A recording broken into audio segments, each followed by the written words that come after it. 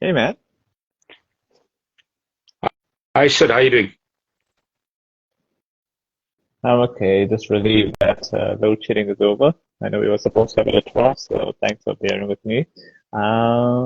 Yeah, man. Yeah, this test match, Australia in the first test, was a bit annoying and yet frustrating. There were so many analysis over that declaration, and then, but then when I look at it, I don't think it was so much bad the declaration because I think there were opportunities for England to win. I just think they dropped catches. They think Yeah, they probably lack that killer instinct. And I think what I've been hearing, I don't know if you read that Crowley guy's comment. He said that England will win the next test match at Lord's. I want 50 runs. It's a bit bold, but I guess it's possible if they play on a better pitch and they take all the chances. Anything is possible in Test cricket. But yeah, man, I just think it's funny because of course I said when they won the running and they're just getting Australia back into the game, with playing. I don't know if you feel that way. Yeah, I mean, first of all, a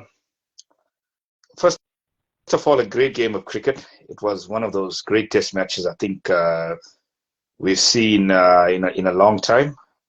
A great game of cricket. Look, it's a bit disappointing when you make all the running and you kind of lose it towards the end. But I agree with what Pat Cummins said prior to that, that the pitch really didn't have a lot of demons, and I agree with that. Because, I mean, if the Australian tailenders can come in and whack it with virtually, the last few overs of the game and whack it with ease, Mm, there wasn't much gremlins in the pitch. I do mm, feel England must put a bit of a trick there, hey? When it comes to taking that new ball, they probably could have taken that new ball a little earlier.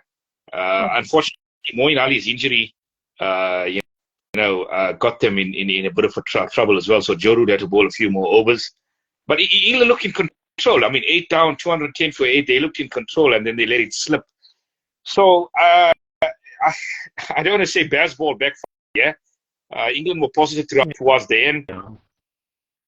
yeah. You got to give credit to Cummins. I mean, he pulled something out of the hat there. I'd say he pulled a rabbit out of the hat and got Australia home. But yeah, come next Test match, you're probably looking at you're probably hoping that England really calms down in the sense that when they got Australia on the ropes, you Mhm. keep them there. You don't give. There's one team that you don't really you want to let them back in the game, and that's Australia. You just give them a sniff, and then they can come hard at you, and that's exactly what England did. They gave them a sniff, but I mean they controlled most of the game. I'd say even if you look at the win versus, it was always England 60-40, and then 55-45 to Australia. But yeah, credit to Cummins. He could have actually been man of the match as well for his heroics with the ball and with the bat. But I was happy they gave Mm, it to Kawaja. I think well deserved from Kawaja. He controlled both innings, the first and second innings. It was thanks to him that they got close to that England total. But yeah, I think this is such a big series, hey. mm, And the one thing that you don't want to do in the Ashes, you want to play. You don't want to play careless cricket. I say you don't want to play careless cricket. You still mm, want to be positive. You still want to play that kind of cricket that England have been playing for the last year, but you don't want to be careless. And I think Ponting mm, was talking about it about sometime there's some of the shots that these England batters played were a bit careless. Probably have to mm. agree with him there because this is Test match cricket. You got Yeah. all the time in the world. You just got to dig in and just wear the opposition down. I think Mm, probably England sides of the past they were probably looking at the second innings as like a draw, just trying to bat England and Australia out of the game. But then this England side has a different sort of mindset. They wanted to actually go for it. mm, Gotta give them credit there, but yeah, I think 20 runs short. So I think 20 runs, 20 to 40 runs short, and they could have won this game. But yeah, it's probably one that got away. Hey, but disappointing there. Uh, so they got to review their tactics. They got to review their tactics going into the second test. Mm. I do think Lords will suit Anderson a lot more than what Edgbaston suited him. I don't think they were. I don't think he had one of his best games, and I think that is what also contributed to England's losing this game, is because there was one bowler that was really pushing it. I mean, all the way. That was Broad. Obviously, Robinson was there as well, but Yeah. I don't think Robinson is good in all conditions here because he doesn't have the pace. He doesn't have the pace, and Mm. he pace to trouble the Australians. And Yeah, but I yeah, I think mean, he's consistent, but pace-wise, he's not right up there.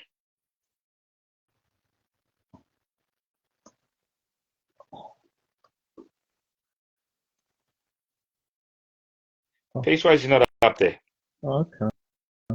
Yeah, I think, but isn't he recovering from injury though, Robinson? So I don't think maybe he's just probably recovering. I'm sure his pace will be a lot better. He's normally around 130 to 140, right? So yeah, it's a bit weird, but I'm sure he'll be better. But you have to be careful not to sledge Australia too much because Australians really gear up for these sort of events. Him and Kawaja, that was interesting. What were your thoughts on that? I think it was a bit silly. I think it was kind of silly from him too. It actually, I mean, as I say, this guy, I mean, he certainly doesn't have the pace of a Nokia or a Markwood, in my opinion.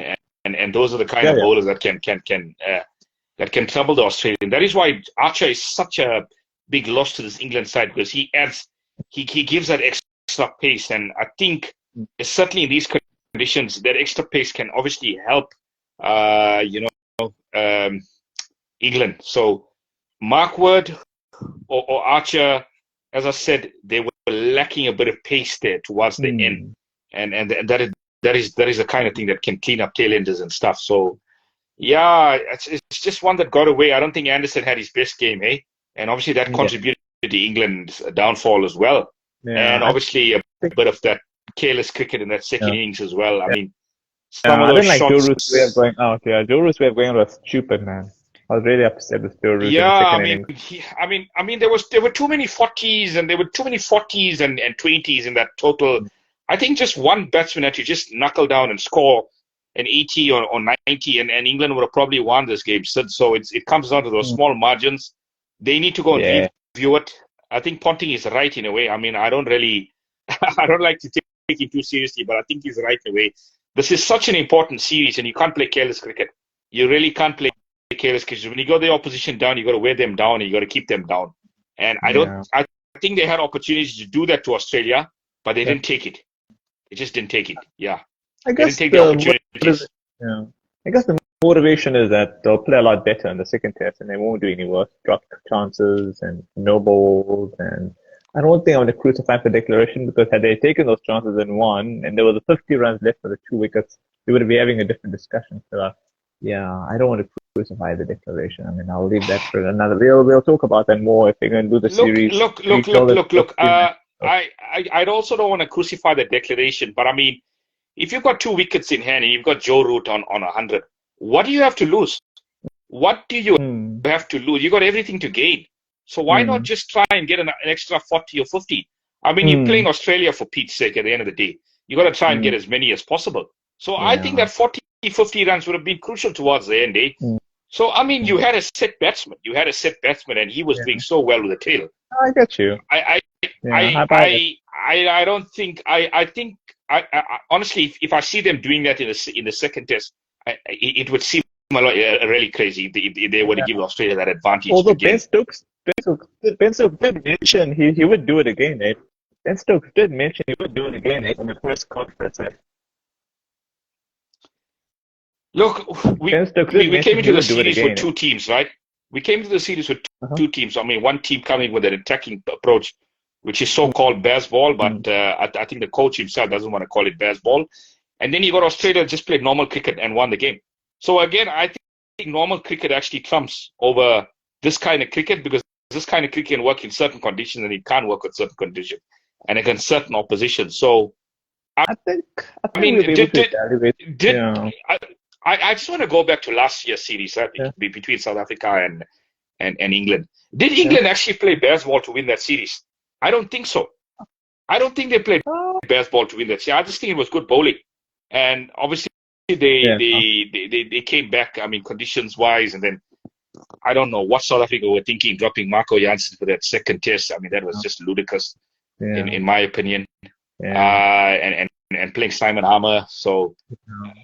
I, I think South Africa contributed to their own demise there. But I don't think Yeah. England played anything out of the ordinary to win that series in terms of baseball and stuff. I think we saw a Mm. bit of it in Pakistan, but I mean, Pakistan, you were playing on absolute roads, if you think about it. So it could have worked. Baseball could have worked there. Yeah. And then the New Zealand series that they played prior to that had good pitches as well. So, Mm. I mean, if you've taken into context, do you really need baseball to win your test matches? Or you just got to play normal cricket? I think you just got to play normal cricket, especially in a big series like this. You probably just got to play normal cricket and you win the game. Yeah. Problem is, though, I think it's hard. I think we should evaluate this more on baseball. I think they lose the first three test matches, then we can evaluate it better, or even after 5 matches. It's too early. I think England did drop catches and no ball, so it would be such a different conversation had they taken those catches and not ball, no ball. So it's fine. I'll take it as an aberration. I think they're playing on a better pitch, so thank God for that. I said Lords. Lords won't be any worse than this first test match pitch. I was wondering what were England doing preparing that pitch? Didn't make much sense to me. I know Gabe Anderson hates it with the passion. So, yeah, I'm sure they'll have a better pitch for the second test. Can't be any worse. Look. I mean, we can talk about the pitch and we can bitch and moan about the pitch, but at the end of the day, that was a pretty good batting pitch. That was a pretty good batting wicket, pretty good test match pitch. There wasn't a lot of gremlins in there. I mean, you got to put the work in to get those wickets, and England did get those wickets. So I Yeah. think it was a good cricket pitch. I just think decision making from England lost them the Hmm. test match. The decision making was the crucial thing in this test match. I mean, I think if also you got Pearson's if you keeping got was a team bad. 8 down, Hmm. yeah, if you got a team 8 down with 50 to score, and you've got two tailenders. I mean, I with all due respect to Pat Cummins, I mean, he's much better than a tailender. Eh? He's much better than a tailender. He's probably a decent number 8 in terms of he can hold the bat. We're talking about genuine all-rounder. I'd say Mitchell Stark probably better than Cummins, but I mean Cummins can hold the bat. Let's be honest. I mean he can score. Yeah. So I think England, in a way, they kind of took the foot off the pedal when it was 8 down. I mean, I saw the way they were in the field. So they were kind of too relaxed. And you got a fighter the other than in Lyon as well. I mean, Lyon is a tailender, but he's a fighter. He's got a lot of fight. Yeah. And the Australian tailender showed them that, and they pounced on that.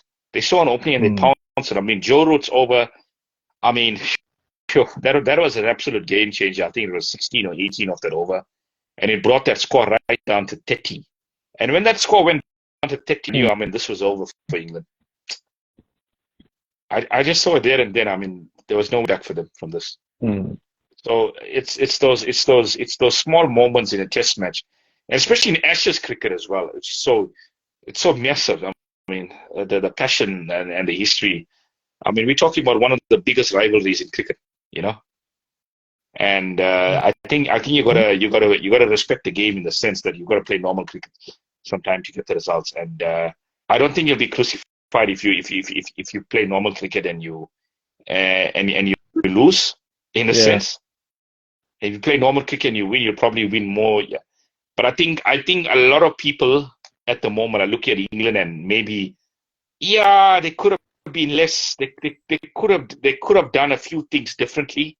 They could have worn the Australians down a bit, especially with the back. They had that opportunity, but I mean, they let them in.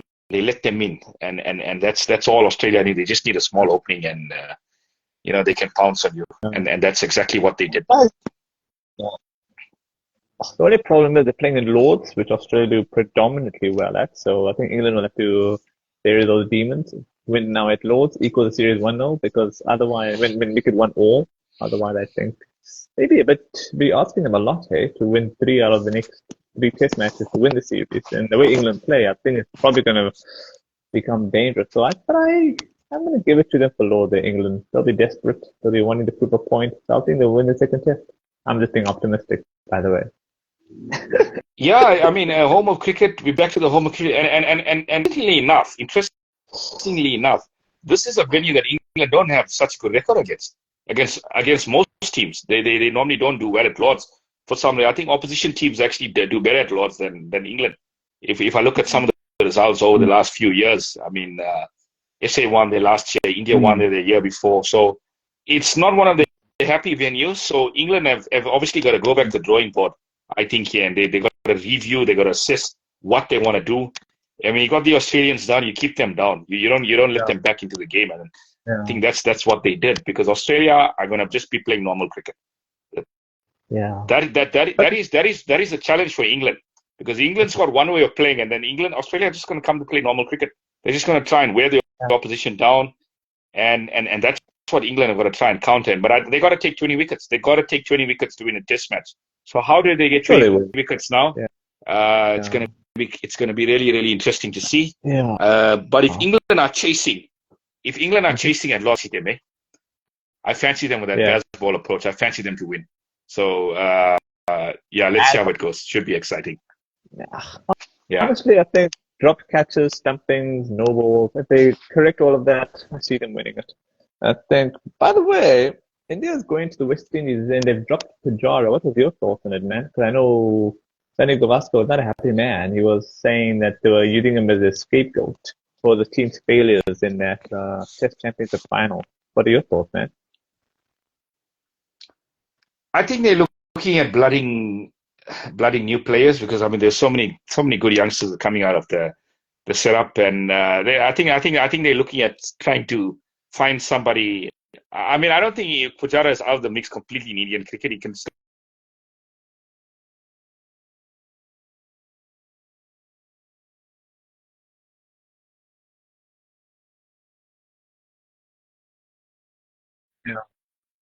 Yeah, Enough experience in the Indian side. Yeah. Like, players like Jaiswal, Gaikwad, and Mukesh Kumar are in the Test squad, so that's quite nice. I know that Shami has been rested. Navdeep Saini is making a comeback to the squad in place of Yadav. Experimenting, but I think they are looking to have these players come in. They are trying to, phase these oldies out, the ones that are not heavily performing. It's a bit shameful for Pujara, because the way he played in that Test final was just stupid, man. He wasn't playing like Pujara. Had he played like Pujara, that match could have been. I'm not saying Australia wouldn't have won, but they would have had to really graft harder. They probably would have gone to the last session, meaning like day 5 by the end of T would have been much more closer. But anyway, that's another story for another time. I mean, that's over and done with. But Pujara just played weirdly, man. So I can understand why he got dropped, but it's a shame because it could have been avoided. Yeah, look, he's been a good servant to Indian cricket, especially Indian Test cricket. Good. So I probably think they could have given him one more run, but I mean, because you are playing the West Indies, I think the Indian selectors looked at it that way and said, what, let one of these youngsters a chance. And I think 3 there that you mentioned. The most exciting one for me is Jaiswal. Yeah, that's the most exciting name that comes out from him, because I mean, we saw in the IPL how explosive he was, and I mean, we've seen so many players from IPL cricket into a Test match cricket and change the game on its head, and no better than Rishabh Pant, playing so much in T20 cricket, and he turned into a decent Test match player. I mean, period of time. So what's to say Joshua can't do that? So yeah, they're looking at the future. I think it's important. I think it's really important to look at the future as well. I mean, Pujara is 35 now. I mean, we probably can give you another 2 years max, and that's about it for him. So I think it's a good time to be blooding a few youngsters. Yeah. By the way, you've been following this World Cup qualifier. I know that Zimbabwe beat West Indies yesterday. They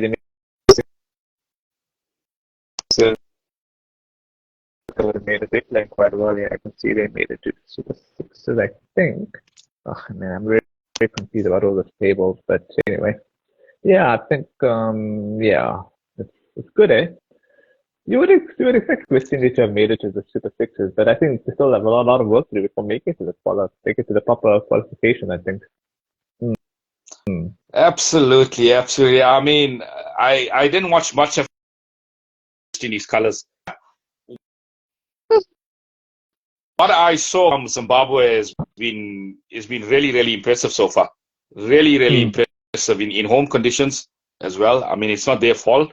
Yeah. that they have home ground advantage, but they're making good use of it. And I think that's the most important thing. When you have home advantage, you make use of it. And they've been so impressive, Zimbabwe, in this group stage. And I mean, if you could beat West Indies Mm, scoring 268 and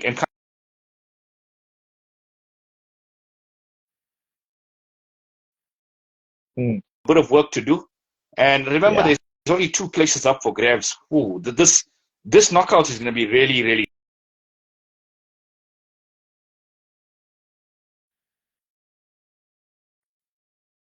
I So took them. not Sri Lanka and West Indies together. So not Sri Lanka and West Indies combined to make it to the qualifiers.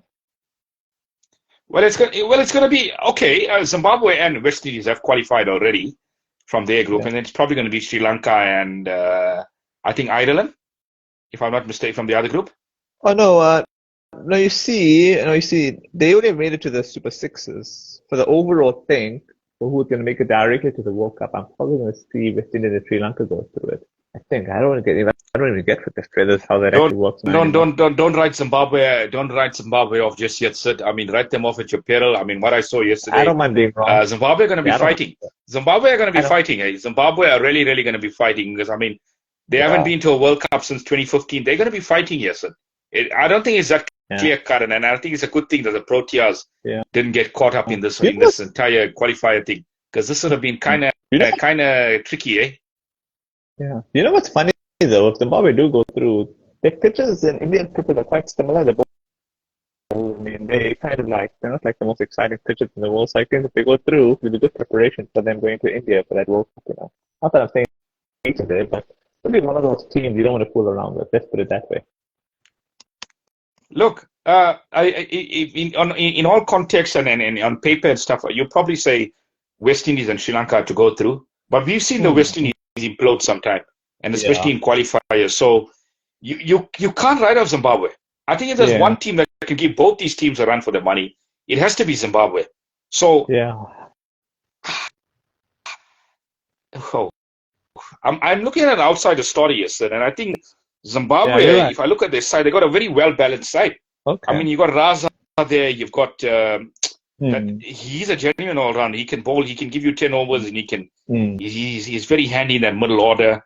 They've Mm. got a solid batting lineup, and they've got bowlers that can take wickets as well. So I wouldn't want to write them off, eh? I really, really wouldn't want to write them off because I Okay. think they're going to be fighting. They're going to go down fighting here. Really, really, they're going to go down fighting. No, the only reason I said that West Indies Sri Lanka because it's 50 overs, and I think West Indies over the time at 50 overs will be better. I think at 20 overs they're not as good as they used to be, and they're useless. And I think in the T20 World Cup, Zimbabwe did do well. They beat Pakistan. Then how Pakistan choked that thing.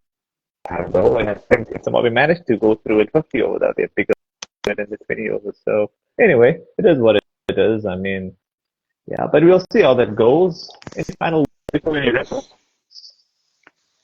Yeah, I mean, I probably have to disagree with you there. I don't think the Windies have been like taking 50 over cricket by storm recently. Oh, Their 50 over results haven't been very good.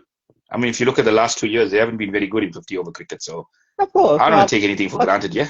course, of course. So I Hmm. mean, Zimbabwe, yes, they obviously the underdogs, Yeah. but you're looking at two sides that are also very inconsistent as well. Sri Lanka and West Indies. So I think if I look at Raza and what Raza said after the game yesterday, he said we're getting better and better, and we're getting Hmm. close to matching the better teams in the world. And I Hmm. think that is quite a I think it's quite a fair statement in the sense that Zimbabwe are getting better and better. They are Hmm. getting better and better Hmm. with the way they're playing the cricket at the moment. So Hmm. I wouldn't want to write them off. Eh? No, I no, I of think course. playing at I home, don't know. I, Honestly, I'll be happy to I be think proved playing at wrong on home this one. they have an opportunity. Of If I course. were I to mean, pick it if I get, now, I'd say personally, I mean, although the Windies, they they're one of those sides that you want to see in World Cups and stuff. yeah, you will take I Zimbabwe and wouldn't Sri be Lanka, no? disappointed if Zimbabwe qualified. Eh? I wouldn't really So, be along disappointed because I think with aren't two sides going through for the qualification? So I would say Zimbabwe and Sri Lanka, I would assume. That would be more Zimbabwe and logical. Sri Lanka, yeah. Zimbabwe and Sri Lanka, or it could be Zimbabwe and West Indies. You just never know. You never know. But I think No, Sri Lanka no, have I been think just like Sri Lanka are much, Sri Lanka are so more ruthless consistent. against some of Yeah. these minnow They, sides, and obviously Sri they've got Lanka, that spin threat as well. yeah, yeah, Sri Lanka will go through, man. I don't, messing up. It's 50 overs for goodness sake. They must better in 50 overs. I was amazed how they did in that qualified in Australia. I know Sri Lanka lost to Namibia, but that was an aberration. They bounced back very well, and yeah, they get better. I think Sri Lanka one of those sides. I think the Eagles they get bruised if they couldn't go through a qualifier. So anyway, it is what it is. Sri Lanka will go through. West Indies, I think they're doing West Indies and Zimbabwe. They said. I think we'll wait for that part. Hmm. Yeah, definitely, definitely. I think Sri Lanka is probably a much better side than West Indies Hmm. in 50 over Definitely. cricket. So you probably put them up there. And then it's going Okay. to come down to Zimbabwe and West Indies. If the Windies implode here, I mean, dare I say, Zimbabwe are going through. Zimbabwe are going through. So we'll have to wait and But see. yeah, but if West Indies don't qualify, they'll have to do a lot of soul searching because with all the talent they got and that team not performing, it's very sad. But we'll have to wait and see how that goes. And I think, anyway, so before we wrap up, do you think England to win the second test, or you still think Australia will win? I think England will win because I think they look back and they saw where they went wrong. Yeah, I expect them to obviously ease up a bit on that Bears ball in that second test and play a little bit more cautious cricket. And when they got the Australians where they want them, because I mean yeah. they can keep. There's no reason why they can't beat this Australian side. There's no reason why. Oh, yeah, This is of course. not one of the best Australian sides to England, and we've seen a lot better Australian sides that have come to England. So there's no Yeah, reason why yeah, they can't beat this Australian side. They yeah, just got to play normal cricket, I feel, at times, yeah, and they'll get the job done. But as I said, if they're chasing, England hot favourites for me. Eh? yeah, yeah. But what I've been reading is that England said they're going to go even harder. So they're being cautious and not in their DNA. They're just going to go harder. So that's going to be fun to watch. I think they'll probably go harder sensibly. I don't think they're going to go harder recklessly, if that makes any sense at all. But it is fun to watch. But anyway, I think we rest now. Have a great day, man. Cheers. Yeah, enjoy the action and catch up next week.